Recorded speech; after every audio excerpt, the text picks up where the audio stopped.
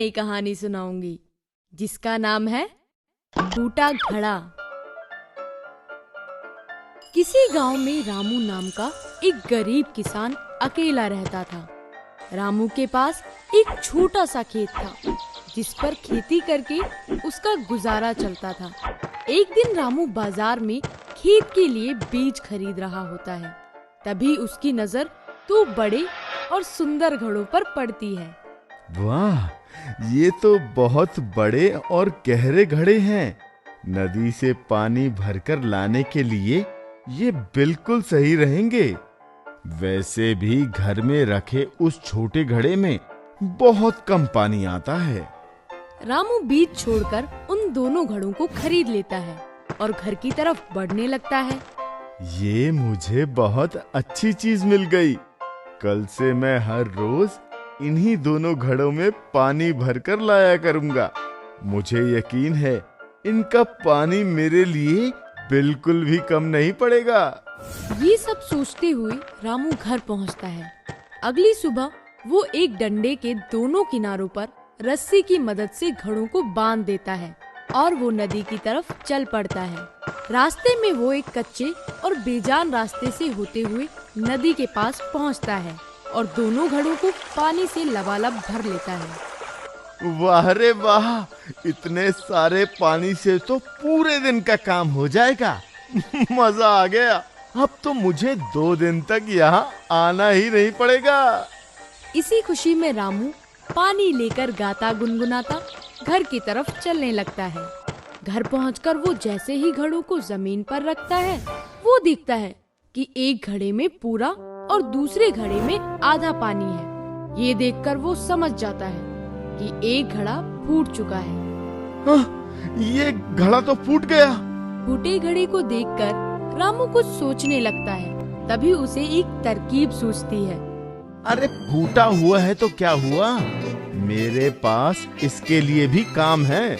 इसके बाद रामू दोनों घड़ों का पानी मिट्टी के एक बड़े बर्तन में पलट देता है और खेत में काम करने चला जाता है। इसी तरह दिन बीतते जाते हैं और रामू हर रोज दोनों घड़ों को लेकर नदी पर जाता रहता है। ये देखकर फूटे घड़े को खुद पर शर्म आने लगती है।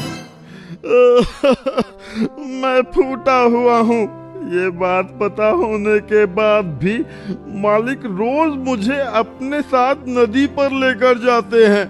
मुझे बिल्कुल अच्छा नहीं लगता। मैं इनकी मेहनत को बेकार नहीं कर सकता। फूटा घड़ा ये सब सोच ही रहा होता है कि तभी साबुत घड़ा फूटे घड़े से बोलता है। हे, तुम रोज आधा पानी रास्ते में ही गिराते हो और एक मैं हूँ जो रोज पूरा पानी नदी से घर तक लेकर आता हूँ। तुम्हारे जैसा बेकार आज तक मैंने नहीं देखा। साबुत घड़े की बात सुनकर फूटे घड़े को बहुत बुरा लगता है। अगली सुबह जब रामू घड़ों को उठाने आता है तो फूटा घड़ा रोते हुए उससे कहता है, मालिक, मैं फूटा घड़ा हूँ, हमेशा आधा पानी गिरा देता हूँ, फिर भी आप रोज मुझे साथ लेकर जाते हैं। कृपया आज मुझे घर पर ही रहने दीजिए। मैं आपकी मेहनत को और खराब नहीं करना चाहता। घड़े की बात सुनकर रामू उसे अपने हाथों में उठाता है और बोलता है, तुम सिर्फ अपनी बुराई देख रहे हो, पर मैं शुरू से ही उस बुराई के साथ छुपी अच्छाई को भी देख रहा हूँ। इसलिए मुझे कभी भी तुम में कोई कमी दिखाई नहीं दी। मुझ में कोई अच्छाई नहीं है। आपको मेरी जगह कोई दूसरा घड़ा खरीद लेना चाहिए। तो ठीक है, आज तुम मेरे साथ चलो और नदी से वापस आते समय वहाँ खिले फूलों को देखना। मुझे भरोसा है उसके बाद तुम अपने आप से प्यार करने लगोगे। रामू की बात मानकर फूटा घड़ा उसके साथ जाता है और नदी से वापस आते हुए सब कुछ भूलकर सिर्फ रास्ते के किनारे खिले फूलों को देखता रहता है।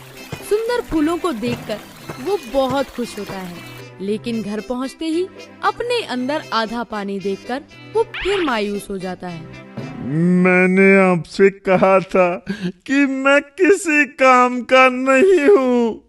अभी रास्ते में जिन फूलों को देखकर तुम अपनी कमी को भूल गए थे, वो फूल किसी और ने नहीं बल्कि तुमने ही उगाए हैं। हर रोज जब हम नदी से वापस घर आते हैं तो तुम्हारा आधा पानी उस धरती पर गिरता है, जिससे उन फूलों को उगने में मदद मिलती है। तो फिर तुम कैसे कह सकते हो कि तुम किसी काम के ही नहीं हो? तो उन्हें मैंने उगाया है। जब पहले दिन मैंने तुम्हारे अंदर आधा पानी देखा, तभी मुझे पता चल गया था कि तुम फूटे हुए हो।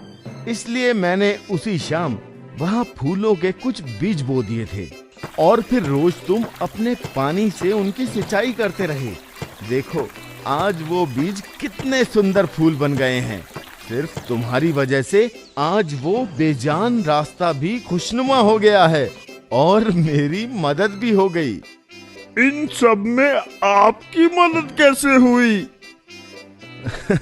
वो ऐसा है कि अब मैं खेती के साथ साथ उन फूलों को भी बाजार में बेचने लगा हूँ, जिससे मेरे पास थोड़ा अधिक धन आ जाता है। उस धन से मैं खेत के लिए ज्यादा और अच्छे बीज खरीद लेता हूँ। ये सब तुम्हारी वजह से ही हो पाया है, इसलिए आज के बाद कभी खुद को बेकार मत समझना। रामू की बात सुनकर फूटे घड़े को अपनी अहमियत का एहसास हो जाता है।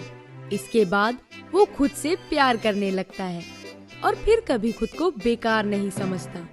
तो बच्चों, इस कहानी से हमें ये शिक्षा मिलती है कि हमें कभी भी किसी की कमी का मजाक नहीं बनाना चाहिए, बल्कि उसकी अच्छाई को ढूंढकर उसे और निखारना चाहिए। तो दोस्तों, आपको हमारी आज की ये कहानी और रामू की चतुराई और नेक दिली कैसी लगी? ये हमें कमेंट में लिखकर जरूर बताएं और साथ ही ये भी बताएं कि अगर आप रामू की जगह होते तो क्या करते। दोस्तों, अगर आपको ये वीडियो पसंद आया हो तो इसे लाइक करें, चैनल सब्सक्राइब करें और हमारे कार्टून शोज सबसे पहले देखने के लिए बेल आइकन दबाना ना भूलें।